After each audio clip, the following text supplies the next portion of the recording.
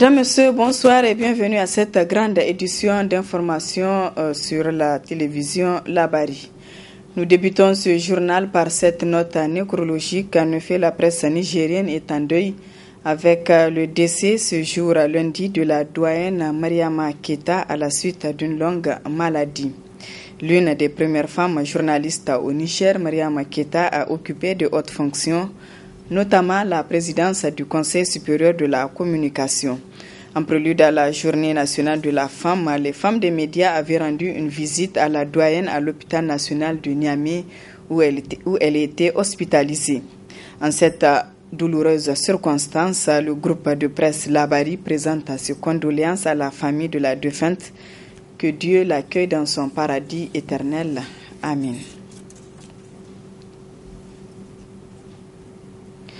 Le commerçant importateur-exportateur s'inquiète face à la nouvelle décision de la Direction générale de douane relative au dédouanement des marchandises interdisant les commerçants d'une région de faire le dédouanement dans une autre région. Le reportage est de Mahmoud Saleh et Ibrahim Abdou. Suite à la circulaire de la Direction générale de la douane datant de mars 2018, intimant aux commerçants importateurs, exportateurs et grossistes du Niger de décharger leurs marchandises dans la région où il a été dédouané. Plusieurs camions se sont vus bloqués au niveau du service des douanes.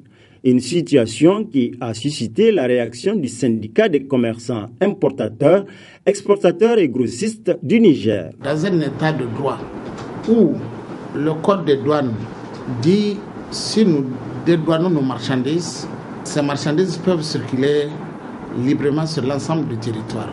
Chemin faisant, la douane sort une circulaire. C'est la circulaire 032 pour dire que la marchandise doit être dédouanée à sa destination pour sa consommation finale. Ça veut dire que si je dédouane ma marchandise à Niamey, je ne pourrai pas l'amener à l'intérieur du pays. Ça, c'est un problème. Ou bien l'intérieur du pays ne peut pas amener sa marchandise à Niamey. Nous, puisque l'État est rentré dans ses droits, normalement, cette marchandise, elle est libre de circuler.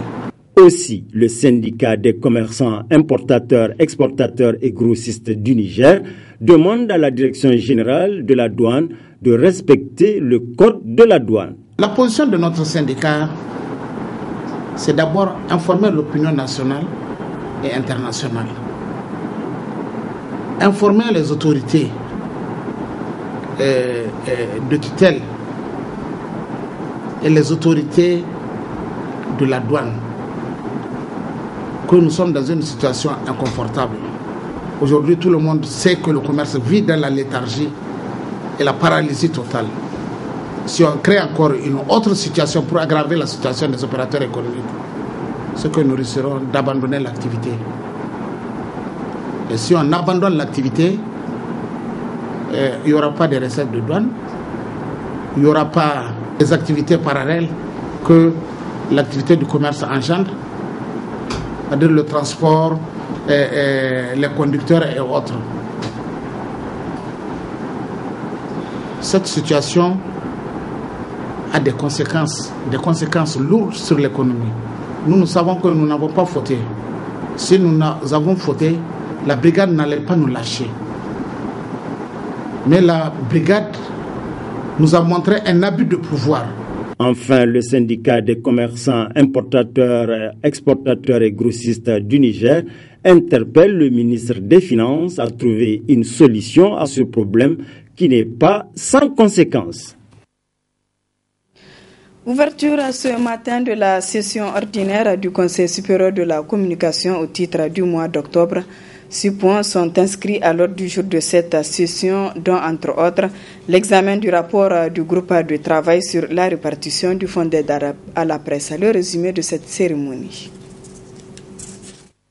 L'ordre du jour de la présente session du Conseil supérieur de la communication au titre du mois d'octobre s'articule autour de 6 points.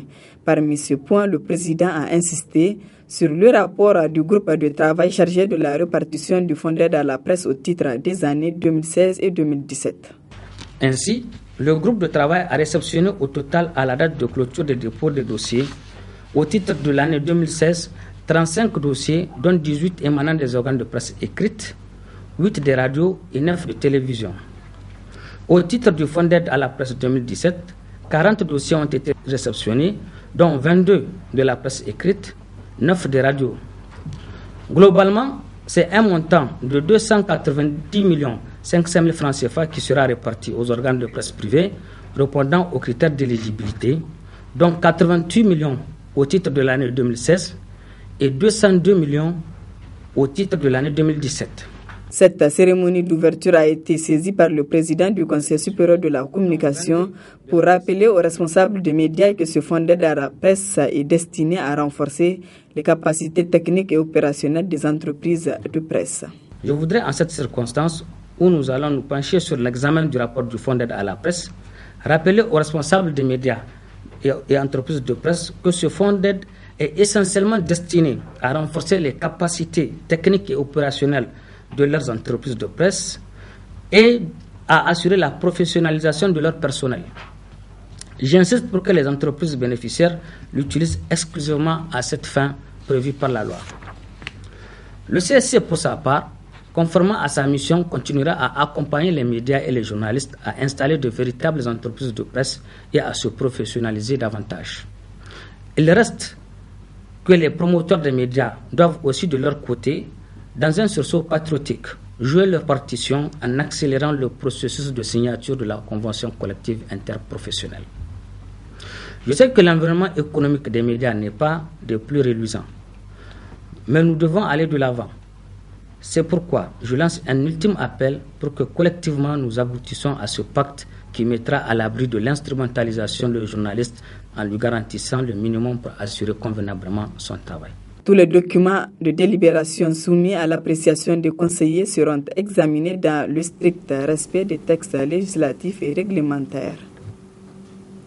Parlons de l'éducation à présent, près d'un mois après la rentrée scolaire 2018-2019. Les cours ont véritablement commencé dans tous les établissements visités par nos reporters Asma Oseidou et Halidou Bourema. Après 3 mois de vacances pour les élèves du primaire et collège, c'est la reprise du chemin de l'école et cela depuis le 1er octobre. Du côté des apprenants et enseignants, tout se passe normalement selon les différents concernés. Vous avez vous-même fait le tour des classes. Vous avez vu les cours ont démarré depuis. Là, tout est bien. Vous avez fait le tour, vous avez vu que presque même les cours ont démarré avec le programme de la mise à niveau que le ministère nous a dit de faire. Ici, pour le moment, nous n'avons pas de problème. Vous avez vu, toutes les classes sont occupées. Nous n'avons pas de problème. Tout marche normalement ici au CGN-là. Vous pouvez faire un tour dans les classes, vous constatez. Les élèves sont présents, les enseignants sont là, donc tout marche normalement. Il n'y a pas de problème ici, donc nous avons suffisamment de classes. Donc le travail a commencé depuis la première semaine d'heure. Les cours ont commencé depuis le lundi et actuellement nous sommes en cours. Les cours ont commencé depuis le lundi passé. Actuellement on est en train de faire anglais. Et après, on fera physique-chimie. Malgré la reprise des cours, force est de constater que beaucoup reste encore à faire. C'est une rentrée politique. Aujourd'hui, vous partez dans les écoles. Des écoles de plus de 600 élèves.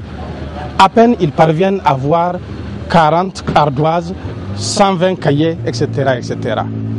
À ce problème s'ajoute également le problème du personnel. Le ministre Martin, dans ses sorties médiatiques, avait dit que au niveau de Niamey, il avait un surnombre. Aujourd'hui, vous passez sur le terrain, le manque d'enseignants est criard. Les pécules qui sont censés être payés, comme les salaires à la fin de chaque mois, nous sommes aujourd'hui les 15 à Niamey, les enseignants contractuels continuent d'attendre le paiement. L'école nigérienne est malade. Parce qu'aujourd'hui, comment pouvez-vous comprendre qu'à une rentrée scolaire, il y a encore de manque de professeurs? Aujourd'hui, dans plusieurs disciplines, nous avons des manques de professeurs. Malgré qu'on vous a dit qu'on va mettre fin à la construction de paillotes, eh bien, ce n'est pas possible. On ne peut pas mettre fin à la construction de paillotes. Il faut encore des classes en paillotes. Il est grand temps que les gens réfléchissent, n'est-ce pas, que les gens se retrouvent autour d'une table pour discuter de l'école nigérienne. Sinon, dans peu de temps, on risque d'enterrer l'école nigérienne. Quoi qu'il en soit, il urge que les autorités compétentes prennent des dispositions les meilleures pour un bon déroulement de l'année scolaire en cours. Un nouveau jeu d'enfants se développe de plus en plus dans les différents quartiers de Niamey, surtout le quartier périphérique. C'est le mini-jackpot pour enfants ou machines à sous. Une pratique qui n'est pas sans conséquence sur l'avenir des enfants. Reportage Abdoulaye Razak Léo et Aboubakar Sli. C'est la nouvelle attraction dans les différents quartiers de Niamey, communément appelé jackpot pour enfants. Ces nouvelles machines à sous est un vrai moment de détente pour les enfants. Mais à quel prix? Pour ceux qui les commercialisent, c'est un moyen pour s'en sortir et gagner de l'argent.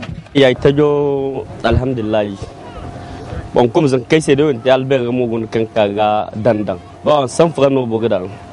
c'est une nouveauté qui s'est installée. C'est une bonne chose pour les enfants car ils arrivent à s'amuser. Et quand ils ont des pièces, ils viennent mettre, et même les grands viennent. C'est 100 francs par passage.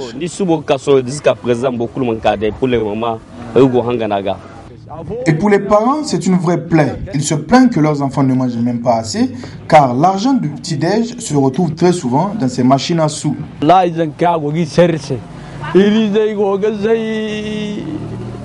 machines à sous poussent nos enfants à la délinquance, au vol et même les empêchent d'aller à l'école ou de manger.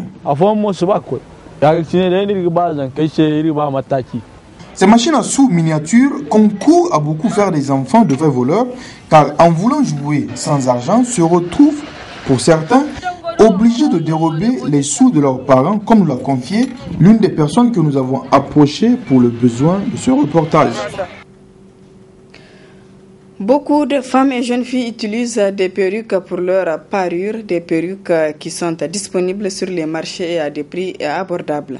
De leur côté, les revendeurs se frottent les mains. Reportage Asama Oseidou. De nos jours, l'utilisation des perruques par les femmes est devenue comme une tradition chez beaucoup de femmes au Niger. Ces perruques, on en trouve des synthétiques, naturelles et des semi-naturelles. Les modèles et couleurs également diffèrent selon le goût des femmes. Je suis venue acheter, mais je suis venue acheter ça parce que ça me plaît. C'est pas cher. Un mariage, c'est pour cela que je suis venue acheter ça. J'ai l'habitude de porter ça. Bien sûr que je suis à l'aise. Provenant des pays voisins, ces perruques sont beaucoup utilisées, ce qui fait l'affaire des vendeurs. Je vends des cheveux naturels et synthétiques. Ces perruques nous proviennent de Togo, Nigeria, Burkina Faso, Dubaï, Chine. Dieu merci, j'arrive à subvenir à mes besoins. Maintenant, la perruque est à la mode. Les prix varient selon les bourses et moi-même, je confectionne mes propres perruques. J'exerce ce commerce depuis 25 ans.